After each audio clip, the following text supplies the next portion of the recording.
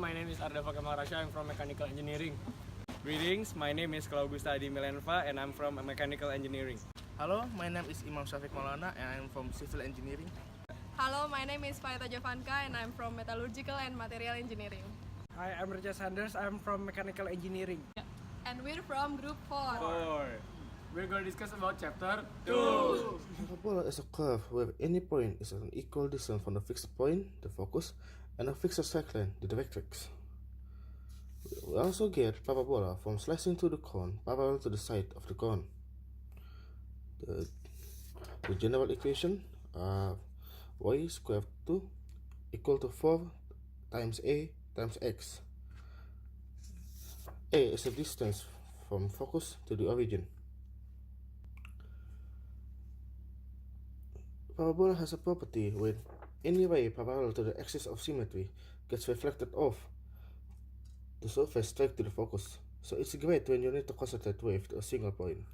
The application on engineering including radio wave receiver and solar panel.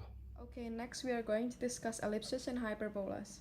Recall that the conic determined by the condition P times F is equal E times PL. It's an ellipse if 0 is less than E less than 1, while for hyperbola, E is bigger than 1.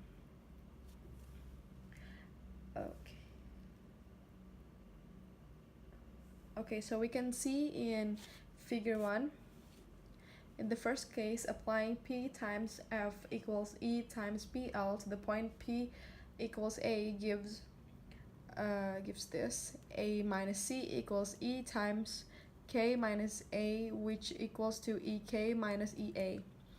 And then in the second case, applying P times F equals E times PL to the point P equals A gives C minus A equals E times A minus K, which equals to EA minus E times K, which when both sides are multiplied by minus 1 is seen to be equivalent to 1. Next, apply the relationships P times F equals E times PL to the point A minus A point 0 and F minus C point 0, and the line X equals minus K. This leads to A plus C equals E times K plus A, which equals to E times K plus E times A. Then from this two formula, we can conclude that C equals E times A, while K equals A divided by E. And then, if 0 less than E less than 1, then C equals EA less than A, while K equals to A divided by E more than A.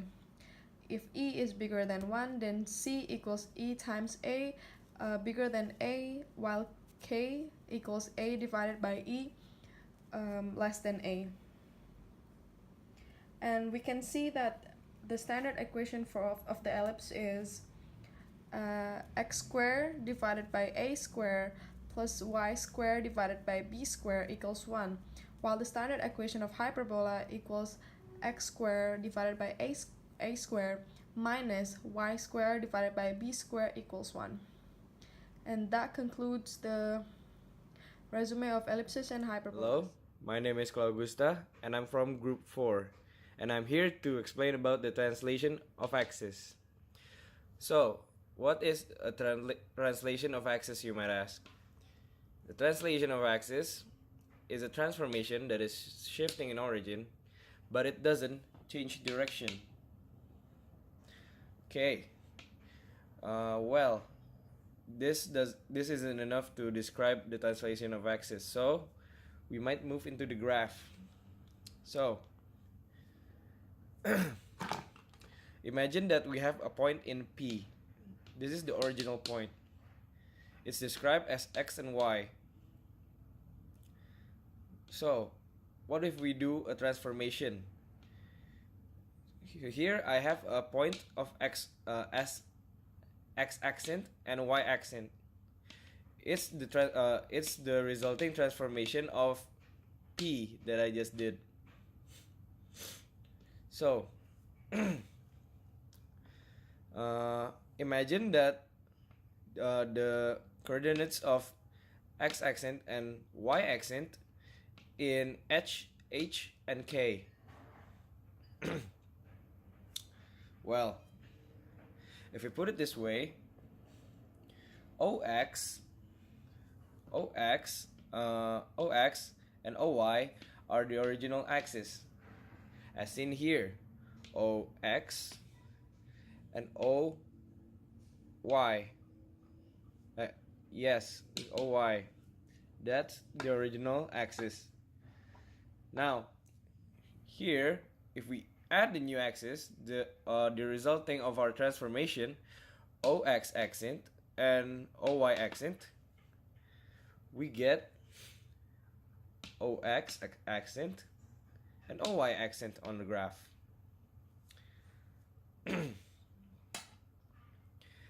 K and H are described as such. O accent OL, which is on the graph here. O accent, L accent, K. So it's the same, right? And OL, which is described in H. We can see from the graph, H is the same as OL. Now, to further describe this, X was this, or this, you might add.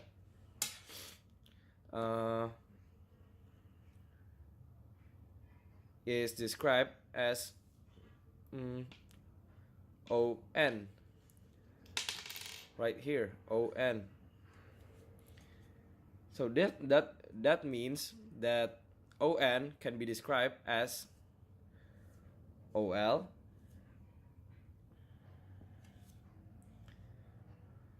plus LN.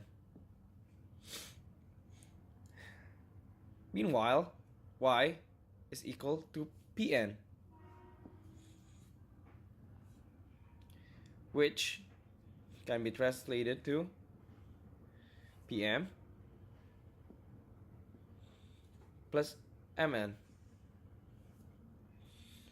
resulting in Y accent plus K, which is right here. So we got the resulting line of Y accent and K. From all this, we get the resulting formula, which is X equals H plus X accent. As you can see here, X is equals to H plus X accent.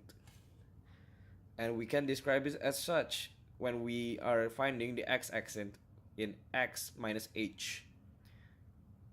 And on the other hand, Y is also described as such. Y accent plus K. On the graph, we can see Y accent plus K. So, with this formula, we get Y accent equals to Y minus K. Okay guys, now I'm going to discuss about the parametric representation of curves in the plane. A plane curve is determined by having a pair of parametric equations. So the pair are the x and y, which both have the f in terms of t and g in terms of t, where with f and g continuous in interval of I. Now there are four types of curves. The first one is the not simple and not closed curve. In this case, the P, which is the start point, and the Q, which is the end point, is not connected with each other. Then the next one is simple and not closed. So the P and the Q, they are not connected to each other, but they are simple as they are just the straight lines, while in the not simple one, it turning around before it reach the end. Then the third one is the not simple but it is close. So in this case, the P and the Q, they are connected to each other, which means P equals to Q. but it is not simple because it has the curve turning around before it reaches the end. And the last one is the simple and close, which is just like a circle or hyperbola or those kinds of curve that we usually see. So the example of the pairs of parametric equation are this example: x equals to t squared plus 2t, y equals to t minus 3, and we should sketch the graph in terms of in interval of minus 2 less than or equals to t and less than or equals to 3. And in this case, we should eliminate the t here so that we substitute and it becomes the equation x equals to y plus 3 square plus 2 times y plus 3, or it can be defined as y square plus 8y plus 15. And from this equation we can find the value in the and put it in the table, and then we can make and sketch the graph from these values, and it will show a graph like this from these numbers. Now we proceed to the cycloid. A cycloid is the curve traced by a point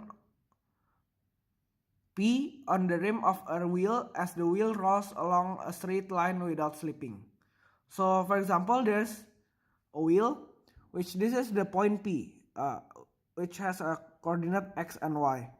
So it will start from here, this point will start from here, then as the wheel rolls, the point itself will keep rolling too, and it will trace a graph like this until when it returns to the original point in this position, it will reach the 0y again, and it continues until the wheel stops. And to find the dy over dx, we can find the dy over dt over dx over dt. And from this equation, we can find the length of this line by the equation of L equals to the integral of this is the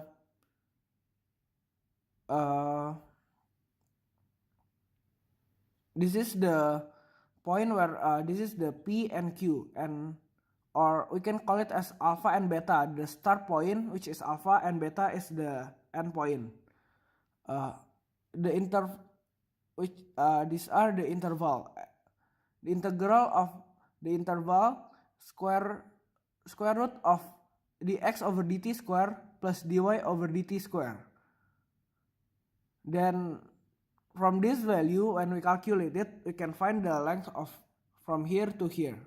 If in this example, the alpha will be 0 and the beta will be 2 pi. And that's all about the parametric representative of curves in the plane. These are the conclusions for chapter 2. The first is there are 4 types of conics, which are parabola, hyperbola, circle, and ellipse. Second, if E is between 0 and 1, it's an ellipse. If E equals to 1, it's parabola. And if E is greater than 1, it's a hyperbola. And third, this is the shapes of the conics. The first is parabola, ellipse, hyperbola, and circle. Here are some example questions. The first is find the equation of the parabola with vertex at the origin and focus at 0.5. So here's the answer. The parabola opens up at p equals to 5. So the equation is x squared equals 4 times 5y, which is x squared equals to 20. Here's the second example. Find the equation of the set of points, the sum of whose distances from plus minus 3.0 is equal to 10. So the answer is A equals to 5 and C equals to 3. Thus, B equals to A square minus C square rooted, which means the square root of 25 minus 9, which means the square root of 16, which is equal to 4. So the equation is x squared divided by 25 plus y squared divided by 16 equals to. This has been group 4 and we have been discussing about chapter 2. Thank you for watching our video. Yay!